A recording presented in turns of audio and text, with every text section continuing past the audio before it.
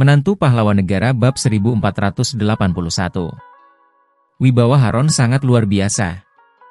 Banyak di antara orang-orang di dunia preman itu awalnya berlagak hebat di hadapan Haron. Setelah melawan Haron, mereka nggak hanya tunduk, bahkan menjadi muridnya. Jadi, Ardika, Haron nggak mungkin adalah seorang penipu seperti yang kamu bayangkan. Tina berkata dengan ekspresi serius, selain itu, biarpun Haron ingin menjaga reputasinya dan gak turun tangan melawanmu secara langsung, bagaimana dengan 7 bilah dan serigala ganas yang dibawanya kemari? Kalau dibandingkan dengan 2 pendekar kota Lino sebelumnya, kedua orang itu juga gak lemah, bahkan lebih kuat dan menakutkan. Setelah mendengar ucapan Tina, Ardika tertawa. Biarpun Haron benar-benar menguasai bela diri, apa yang perlu dia takutkan? Baik Haron maupun 7 bilah dan serigala ganas, hanya merupakan sekelompok orang lemah di matanya. Karena Haron begitu hebat, kalau begitu bukankah selama aku mengalahkannya, kelak aku sudah bisa bertindak sesuka hatiku di ibu kota provinsi? Seakan-akan sedang memikirkan sesuatu, Ardika menatap Tina dan berkata, ya mungkin aku bahkan bisa membantumu menduduki posisi sebagai raja preman ibu kota provinsi? Ini adalah sebuah ide yang tiba-tiba melintas dalam benaknya. Karena dalam waktu dekat, dia akan pergi ke ibu kota provinsi. Batas waktu 1 bulan yang diberikannya pada keluarga Mahasura sudah lama berlalu. Namun, anggota keluarga Mahasura sama sekali tidak menunjukkan tanda-tanda berencana untuk mengunjungi kota Banyuli dan berlutut di hadapan Luna sekeluarga dan meminta maaf. Belakangan ini, Ardika disibukkan dengan segudang masalah, dia punya waktu luang untuk memedulikan mereka. Namun, setelah dia senggang, dia pasti akan mengunjungi kediaman keluarga Mahasura. Saat itu tiba, dia akan mencari perhitungan dengan mereka, membalaskan dendam lama dan dendam baru sekaligus. Karena itulah, melakukan pengaturan terlebih dahulu dengan membantu Tina menempati posisi sebagai Raja Preman Ibu Kota Provinsi tampaknya adalah pilihan yang bagus. Walaupun wanita yang satu ini selalu berlagak hebat dan memandang rendah dirinya, tetapi dalam hal tertentu, wanita itu benar-benar memberikan bantuan yang berarti. Kamu masih saja bermimpi. Tina memutar matanya pada Ardika, sama sekali tidak menganggap serius ucapan Ardika. Merasa tidak ada gunanya berbicara pada Ardika lagi, dia tidak memedulikan pria itu lagi. Dia segera menoleh dan memperingatkan Luna untuk tidak keluar dari rumah sebisa mungkin selama 2 hari ini. Kompleks Villa Bumantara sangat aman. Siapa yang berani datang, maka orang itu akan mati. Biarpun ada keperluan mendesak dan harus keluar, juga harus ada orang yang mengikutinya untuk mengantisipasi Haron mengirim orang untuk menyerangnya. Setelah berpesan panjang lebar pada sahabatnya, Tina langsung pergi dengan tergesa-gesa. Luna mengalihkan pandangannya ke arah Ardika dan berkata, sayang, bagaimana kalau selama beberapa hari ini, kamu jangan keluar dari rumah dulu? Dia benar-benar ketakutan setelah mendengar ucapan Tina. Ardika hanya tersenyum dan berkata, sayang, jangan khawatir. Situasi benar-benar nggak segawat yang dikatakan oleh Tina. Lebih baik pria bernama Haron itu nggak datang. Kalau dia datang, jangan harap dia bisa meninggalkan kota Banyuli lagi. Sebenarnya dia sudah lama mempersiapkan diri untuk menghadapi Haron. Bagaimanapun juga, dia telah melumpuhkan 4 King Kong dan mencambuk Jafur. Pria itu pasti akan datang membalas dendam padanya. Hanya saja, sekarang dia merasa sedikit penasaran, ingin tahu sebenarnya siapa yang telah membuat Jafur menjadi dalam kondisi vegetatif. Cara ini benar-benar kejam. Apa Wirhan yang melakukannya? Atau Nyonya Tisha itu? Sebelum Haron tiba di kota Banyuli, keluarga Rewin melakukan persiapan untuk menyambut kedatangannya di gerbang tol. Setelah memperoleh informasi kedatangan Haron, penanggung jawab dari berbagai keluarga besar, para ketua preman, bahkan kepala beberapa departemen di bawah naungan kediaman wali kota juga pergi menyambut kedatangannya secara pribadi. Kebanyakan orang sudah memahami karakter Haron. Mereka tahu Haron adalah tipe orang yang sangat memedulikan harga dirinya. Walaupun saat berada di ibu kota provinsi, dia kebanyakan berada di Villa Harmon tanpa keluar kemanapun. Namun, setiap kali dia bepergian, aura wibawanya pasti terkesan sangat luar biasa. Karena itulah, tidak ada yang berani mengabaikan kedatangannya. Dengan datang menyambutnya, mungkin mereka tidak akan diingat oleh Haron. Namun, kalau mereka tidak datang menyambutnya, mereka pasti akan diingat olehnya. Lagi pula, Mereka hanya perlu meluangkan sedikit waktu untuk datang menyambutnya dan mengucapkan beberapa patah kata sanjungan untuknya. Mereka tidak perlu menyinggung Haron karena hal sepele seperti ini. Karena itulah, bahkan Tina yang merupakan raja preman dari kota Serambi dan kota Banyuli, juga datang untuk menyambutnya. Bagaimanapun juga, kejadian 3 King Kong membuat keributan di Gedung Permata masih segar dalam ingatannya. Dia juga berencana memanfaatkan kesempatan ini untuk memperbaiki hubungannya dengan Haron. Tentu saja, kalau dia bisa memanfaatkan kesempatan ini untuk mengucapkan beberapa patah kata baik mengenai Ardika dan Luna, membuat Haron mempertimbangkannya dan memberi kedua belah pihak kesempatan untuk berdamai, tentu saja lebih baik. Bab 1482. Kota Banyuli tidak bisa tenang. 20 menit kemudian, rombongan mobil mewah panjang melaju keluar dari gerbang tol dengan perlahan. Totalnya ada 18 buah mobil Maybach berwarna hitam. Dengar-dengar, Haron adalah tipe orang yang sangat memedulikan Feng Shui. Bahkan jumlah rombongan mobilnya juga harus sesuai dengan perhitungan Feng Shui. Rombongan mobil ini benar-benar sangat berlebihan. Bahkan saat Henry, orang paling kaya di kota Banyuli bepergian juga tidak sedramatis ini. Perlahan-lahan, rombongan mobil ini mulai berhenti. Satu persatu pintu dari 18 Maybach itu terbuka. Kemudian, belasan orang pria dan wanita yang mengenakan setelan bela diri keluar dari mobil, lalu tersebar ke segala arah dan mengawasi sekeliling dengan waspada. Hanya dengan sedikit memperhatikan saja, bisa mendapati bahwa orang-orang ini sedang melindungi mobil Maybach di tengah itu. Mereka bertugas untuk memastikan tidak ada orang yang datang menyerang secara tiba-tiba. Situasi ini benar-benar seperti melindungi seorang pemimpin negara. Beberapa saat kemudian, pintu mobil Maybach di tengah itu baru terbuka. Orang yang terlebih dahulu keluar dari mobil tidak lain adalah Kaori, murid Haron. Dia berjalan ke arah karpet merah yang sudah dipersiapkan dari tadi, lalu mengamati sekeliling dengan waspada sebelum menoleh dan menganggukkan kepalanya. Pada akhirnya, Haron yang mengenakan setelah pakaian tradisional dengan rambut yang sudah memutih, tetapi masih tampak bugar dan bersemangat itu, keluar dari mobil. Haron mengamati sekeliling dengan dingin. Aura yang terpancar dari tubuhnya sangat mengintimidasi.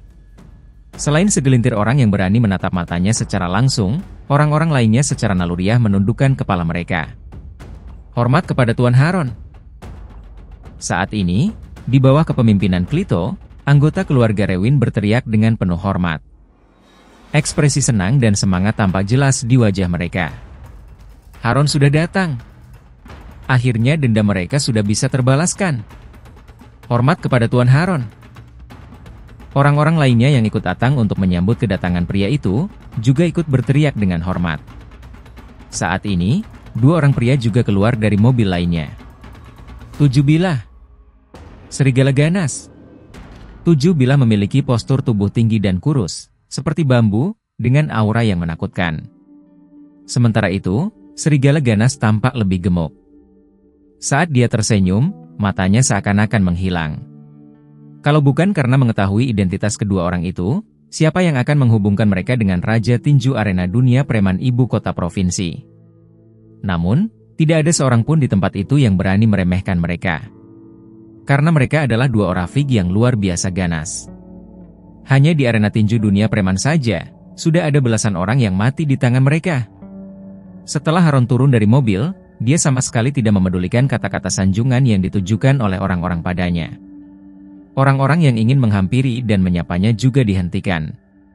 Dia berjalan menghampiri anggota keluarga Rewin tanpa ekspresi. Sorot mata dingin dan tajamnya tertuju pada Klito. Tidak sanggup menahan tekanan yang luar biasa besar itu, kedua kakinya terasa lemas sampai dia berlutut di tanah. Tuan Haron, semua adalah salah keluarga Rewin. Sebagai tuan rumah, kami nggak menjaga Tuan Jafur dengan baik. Tuan Haron dipersilakan untuk menghukum kami. Klito bersujud di tanah dan berbicara dengan suara bergetar. Bra! Semua anggota keluarga Rewin lainnya juga berlutut di tanah. Bulir-bulir keringat dingin bercucuran membasahi tubuh mereka.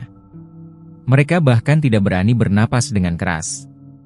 Aura ahli bela diri yang satu ini benar-benar luar biasa mengintimidasi, sampai-sampai membuat mereka kesulitan untuk bernapas. Di mana Jafur?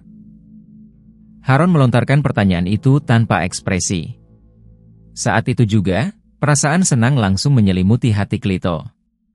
Dia buru-buru berkata, Tuan Jafur dirawat di rumah sakit Prima, Tuan Sugos dan yang lainnya juga dirawat di sana. Ayo pergi ke rumah sakit Prima. Harun melambaikan tangannya, lalu langsung masuk ke dalam mobil. Tanpa memedulikan sekelompok orang kota Banyuli yang datang menyambut Harun, rombongan mobil itu langsung melaju ke rumah sakit Prima. Tuan Harun benar-benar luar biasa mengintimidasi. Wajar saja dia menganggap orang kota Banyuli sebagai udara, bahkan gak melirik kita sama sekali.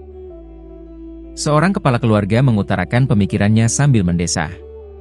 Di sampingnya, kepala keluarga Unima, kepala keluarga India dan kepala keluarga Remas menunjukkan ekspresi cemas. Mereka merasakan intuisi bahwa dalam beberapa hari ke depan, kota Banyuli pasti tidak akan bisa tenang lagi. Bab 1483. Hanya bisa dengan mengundang Farlin. Setengah jam kemudian, rombongan mobil itu berhenti di rumah sakit Prima kota Banyuli. Harun segera pergi ke bangsal tempat di mana Jafur dirawat. Begitu melihat keponakannya yang sudah dalam kondisi vegetatif itu, ekspresinya berubah menjadi sangat muram. Katakan bagaimana kondisinya saat ini? Dia bertanya tanpa menoleh ke belakang. Sumalin juga berada di sana. Dia menceritakan apa yang terjadi di kediaman keluarga Rewin sambil menggertakkan giginya. Setelah mendengar ucapan Sumalin, Harun berjalan keluar dari bangsal tanpa ekspresi. Kemudian, dia mengunjungi bangsa lainnya untuk melihat kondisi 4 King Kong yang telah dilumpuhkan. Guru harus membalaskan dendam kami. Tak lama kemudian, terdengar suara tangisan keras menyelimuti bangsal tersebut. 4 King Kong dirawat di rumah sakit ini. Orang yang telah dirawat paling lama di sini adalah Humni. Dia sudah dirawat di sini selama beberapa hari. Satu persatu dari mereka menceritakan kondisi mereka dengan detail. Ekspresi Harun berubah menjadi makin muram. Kalau hanya Humni masih bisa diterima. Sugos, bahkan kalian bertiga juga nggak bisa melawan satu jurus dari bocah itu. Itu artinya dia memang memiliki sedikit kemampuan. Tapi, dalam menangkap target, harus mengerahkan kekuatan penuh. Bisa-bisanya kalian bertiga nggak tahu bekerja sama, sampai-sampai dikalahkan oleh orang lain. Benar-benar nggak berguna. Sugos berkata dengan ekspresi malu sekaligus bersalah. Maaf, guru. Saat itu, informasi yang kami terima kurang tepat. Kami mengira bocah itu menggunakan cara curang untuk mengalahkan Humni. Karena itulah, kami menganggap remeh bocah itu. Ya, benar, guru. Kalau kami diberi kesempatan sekali lagi, kami nggak akan membiarkannya berhasil mengalahkan kami. Kami pasti akan menghabisinya. Milom dan Neo juga mengutarakan pemikiran mereka sambil menggertakkan gigi mereka. Setelah berbaring di rumah sakit selama 2 hari, mereka benar-benar sudah merasakan bagaimana sensasi penderitaan yang melebihi kematian. Mereka memendam kebencian yang mendalam terhadap Ardika. Melihat luka Sugos dan yang lainnya, Harun bertanya pada Kaori yang baru saja memasuki bangsal, "Ya, apa kata dokter?" Dia malas memedulikan hidup dan mati Jafur. Lagi pula, keponakannya itu hanyalah sampah yang tidak berguna. Namun, berbeda halnya dengan 4 King Kong, mereka sangat setia padanya, juga merupakan murid yang unggul di antara sekian banyak muridnya. Dia ingin melakukan yang terbaik untuk memulihkan mereka. Tentu saja lebih baik lagi kalau mereka bisa pulih dan memiliki kekuatan seperti sedia kala. Mengamati ekspresi Harun sejenak, Kaori berkata dengan hati-hati, Guru, dokter mengatakan kondisi 4 adik seperguruan kurang baik, tulang mereka sudah cedera. Dengan ahli medis rumah sakit Prima, palingan para staf medis hanya bisa memulihkan mereka hingga mereka kembali seperti orang normal. Kecuali..." Harun mengerutkan keningnya dan berkata, kecuali apa?" Kaori berkata, dokter mengatakan kecuali kita bisa mengundang Farlin, sang ahli ortopedi untuk turun tangan menangani kasus adik seperguruan. Di seluruh negara Nusantara, hanya Farlin seorang yang bisa memulihkan mereka kembali seperti sedia kala. Harun langsung berkata, di mana Farlin sekarang? Undang dia kemari dengan cara apapun." Saat ini, Sugos berkata, Guru, hubungan Farlin dengan Ardika sangat baik. Dia bahkan menjadi duta promosi perusahaan Ardika. Kalau dia tahu kami cedera karena dipukuli oleh Ardika, mungkin dia nggak akan bersedia mengobati kami. Selain itu, sebelumnya kami memohon pada Huris untuk mengundang Farlin kemari mengobati kami. Tapi, Huris juga takut pada Ardika. Dia nggak bersedia membantu kami. Menyebut nama Huris, sorot mata kebencian tampak jelas di mata 4 King Kong. Jelas-jelas mereka membantu keluarga Sudibya. Namun, setelah mereka dilumpuhkan, keluarga Sudibya malah mencampakkan mereka begitu saja tanpa berbelas kasihan. Apakah mereka benar-benar dianggap tidak punya pendukung? Harun berkata dengan dingin, "Ya, adapun mengenai keluarga Sudibya, nanti aku akan mengunjungi mereka secara pribadi dan menuntut pertanggungjawaban Shiro." Saat ini, Kaori berkata, Guru, Farlin berada di kota Banyuli. Belakangan ini, dia sering bolak-balik kota Banyuli. 2 hari ini, dia menghadiri sebuah pertemuan di kota Banyuli." Harun melambaikan tangannya dan berkata, kalau begitu, undang dia kemari. Beritahu dia, selama dia bersedia turun tangan untuk mengobati Sugos dan yang lainnya, aku akan berutang budi padanya. Uang, kekuasaan, maupun wanita cantik, boleh dia pilih sesuka hatinya. Baik. Kaori segera menangkupkan tangannya setelah mendengar instruksi dari gurunya. Bab 1484. Membangun keluarga besar sendiri. Kaori berbalik dan hendak pergi. Tepat pada saat ini, Klito buka suara. "Tuan Harun, Farlin adalah orang yang sangat keras kepala. Hubungannya dengan Ardika sangat baik, mungkin dia nggak akan bersedia untuk turun tangan mengobati mereka hanya dengan penawaran-penawaran yang Tuan berikan itu." Sebelumnya, begitu dia tiba di kota Banyuli, Sam, Raja Preman kota Serambi sudah pernah mengundangnya. Bahkan putra Sam menggunakan cara paksa untuk mengundang Farlin ke kota Serambi. Dengar-dengar, nggak peduli penawaran seperti apa yang mereka berikan padanya, Farlin tetap nggak setuju. Selanjutnya, Sam memprovokasi tokoh hebat yang dikenal oleh Farlin karena hal ini, bahkan sampai kehilangan posisinya sebagai Raja Preman. Nggak lama kemudian, dia dibunuh oleh 2 pendekar kota Lino. Informasi-informasi ini sudah tersebar luas ke kalangan kelas atas kota Banyuli dan kota Serambi. Klito juga mendengar informasi-informasi ini dari orang lain saat sedang minum-minum bersama. Harun mendengus dengan acuh tak acuh. "Aku mengenal Sam. Setiap kali dia melihatku, dia bahkan gak berani bersuara. Dia gak berhasil mengundang Farlin, apa itu berarti aku juga gak berhasil? Kalau Farlin gak bersedia menerima penawaranku, aku akan menggunakan cara paksa." Melihat sorot mata Harun padanya, Kaori langsung mengerti. Maksud gurunya sangat jelas, yaitu memberikan penawaran terlebih dahulu sebelum menggunakan kekerasan. Kaori segera pergi meninggalkan bangsal. Sumalin dan anggota keluarga Rewin saling melempar pandangan. Mereka bisa melihat sorot mata senang di mata masing-masing. Untung saja, orang yang mereka lumpuhkan adalah Jafur, si pecundang, bukan 4 King Kong. Kalau tidak, dengan betapa pentingnya 4 King Kong bagi Harun, kalau sampai sang ahli bela diri itu mengetahui mereka yang telah diam-diam melakukan sesuatu, Harun pasti tidak akan melepaskan mereka. "Tuan Harun, serangkaian masalah ini ditimbulkan oleh Ardika. Saat itu, kami mendengar dengan jelas Jafur telah menyebut nama Tuan, tapi Ardika tetap saja menyerangnya. Bocah itu sama sekali nggak menganggap serius Tuan Harun. Semua orang di kota Banyuli sangat membenci orang tersebut. Tuan Harun, tolong singkirkan pengacau itu dari kota Banyuli." Setelah Kaori pergi, Sumalin, Klito dan yang lainnya mulai memanas-manasi situasi. Mereka berharap pria itu segera menghabisi Ardika. Mereka semua tampak sangat kesal. Mereka sudah tidak bisa memendam niat mereka untuk membalas dendam lebih lama lagi. Harun mendengus dan berkata, Ardika nggak lebih dari seekor semut, menghabisinya sangatlah mudah bagiku. Tapi, ada hal penting lainnya yang perlu kulakukan dalam kunjunganku ke kota Banyuli kali ini. Aku dengar-dengar kediaman wali kota Banyuli akan melakukan perbaikan kota lama, mengembangkan kota baru di Sungai Banyuli dengan keuntungan mencapai ratusan triliun.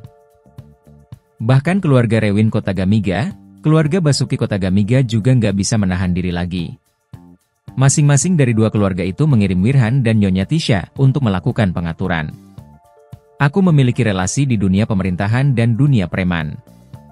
Dengan banyaknya murid di dunia preman yang siap mendengar perintahku, nggak wajar kalau aku nggak mendapat bagian. Selesai berbicara, dia mengalihkan pandangannya ke arah Sumalin dan yang lainnya. Diberitahu Wirhan dan Nyonya Tisha, aku sudah mulai mengambil tindakan. Setelah aku menguasai dunia pemerintahan dan dunia preman kota Banyuli, mereka bisa datang mencariku untuk bekerja sama. Kalau kami bekerja sama, siapa lagi yang bisa menandingi kami? Keluarga besar yang dibangun oleh orang lain melalui beberapa generasi, bisa kubangun dengan kekuatanku sendiri. Saat itu tiba, keluarga Chittora juga akan mendominasi selama 10, bahkan ratusan generasi. Saat ini, Harun memancarkan aura arogan, seolah-olah menganggap remeh segala sesuatu. Baik Sumalin maupun anggota keluarga Rewin, tercengang melihat kepercayaan diri Harun saat ini. Membangun keluarga besar dengan kekuatan seorang diri. Seberapa besar kepercayaan diri dan keserakahan orang itu? Tuan Harun benar-benar bijaksana, membuat kami semua kagum. Dalam sekejap, semua orang langsung menyanjungnya. 4 kingkong yang berbaring di atas tempat tidur juga tampak sangat bersemangat. Mereka tidak menyangka guru mereka memiliki ambisi sebesar itu. Setelah Harun berhasil merebut proyek kota baru Sungai Banyuli yang bernilai ratusan triliun itu, sebagai 4 murid utama Harun, mereka juga akan memperoleh peluang yang lebih besar.